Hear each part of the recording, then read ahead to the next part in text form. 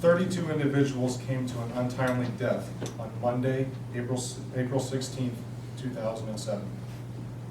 A crazed student went on a killing spree for several hours, making the Virginia Tech massacre the costliest attack on a college campus in history.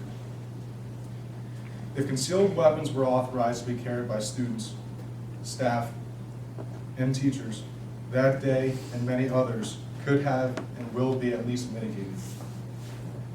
Self-defense is a basic human right, and those in shall issue states should be allowed to bear weapons on their person even while going about their day on a college campus. University weapons regulation states, policy prohibits the use, possession, or carrying of firearms while on university-owned or controlled property or at university-sponsored or supervised activities. Contrary to this policy, Pennsylvania Article 18 PA Crimes Codes 912 states an offense is committed when an individual possesses a firearm to or from any elementary or secondary publicly funded educational institutions. Colleges do not fall into that category since according to the state, a college or university is a tertiary educational institution. The possession of firearms by students and teachers should then therefore be de facto legal, and the right of law-abiding citizens should not be denied. This leads to the legal dispensation of the right to self-defense.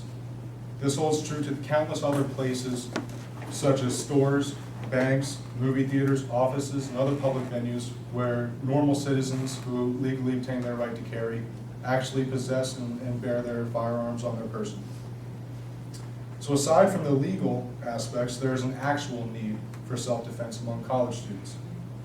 Critics state that there is no need for college students to carry concealed weapons on their person at campus since colleges are such a safe place.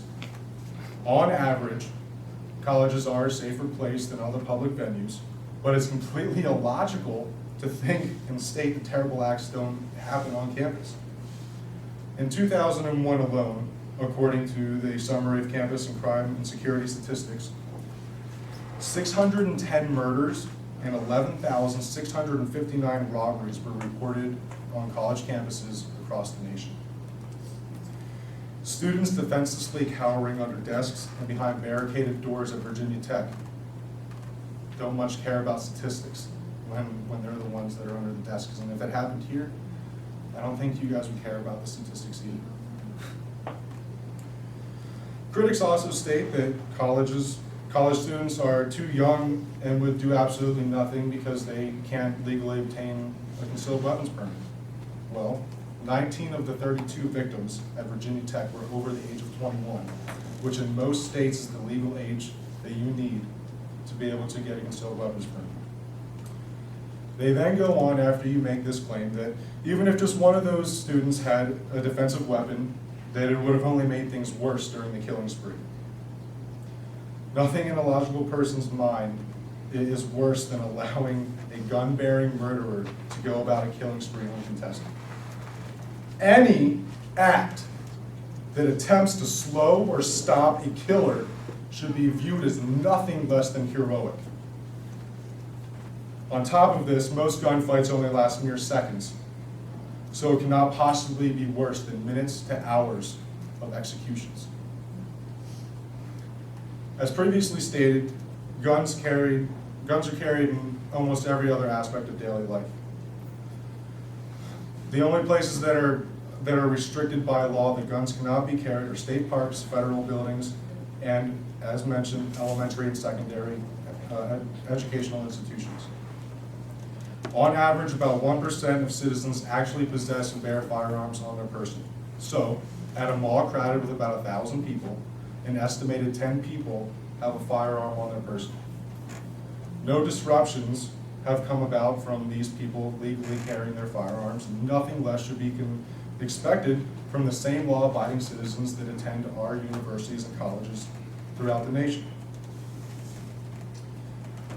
So, if here at college we're so worried about carrying weapons and crime here, why aren't high school teachers and high school students worried about it? Well, the biggest difference is the freedom of movement that can be made throughout a high school as opposed to a college. High schools have their doors locked from the outside, and most people have to enter through reception. They also have metal detectors now. They also have a lot of law enforcement personnel that are on the grounds all the time. Colleges, any individual can come about a campus at any time.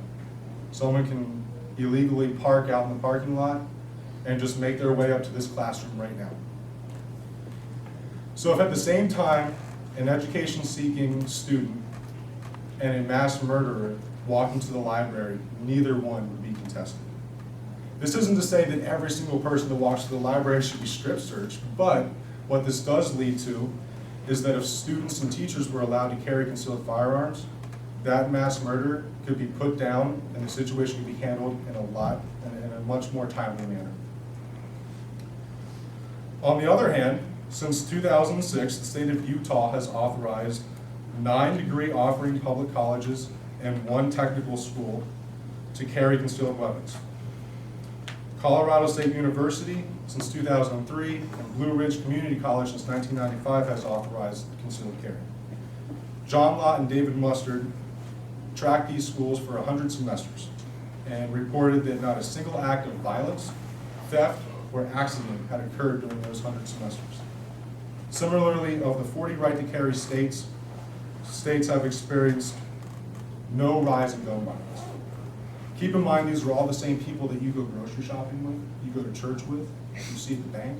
It's the same people. John Lott and David Mustard also concluded that concealed weapons deters violent crimes without increasing accidental deaths, and people who legally obtain concealed carry permits are 5 times less likely to commit acts of violence. Those who oppose the right to carry for college students say that the answer to guns is not more guns and bullets is not more bullets. Tasers, pepper spray, and self-defense training is just as effective. Well, first and foremost, whenever a law enforcement official gets calls of shots being fired, they bring with them more guns, thus resolving the issue. Tasers and pepper spray bear no contention, as tasers can be deterred by heavy clothing, and pepper spray often takes much time to become effective, and they're only effective up to 15 feet. Regardless, it's unfair for an individual to have to go under any of these circumstances in order to protect themselves. So there's a number of reasons why students should be allowed to carry concealed weapons, both ethically and legally. Crime rates would deter, and the basic right to self-defense would be upheld. The same people who already carry concealed weapons are the same people just like you and me, college students seeking an education. Feeling safe does not equal being safe, and keeping campuses gun-free is keeping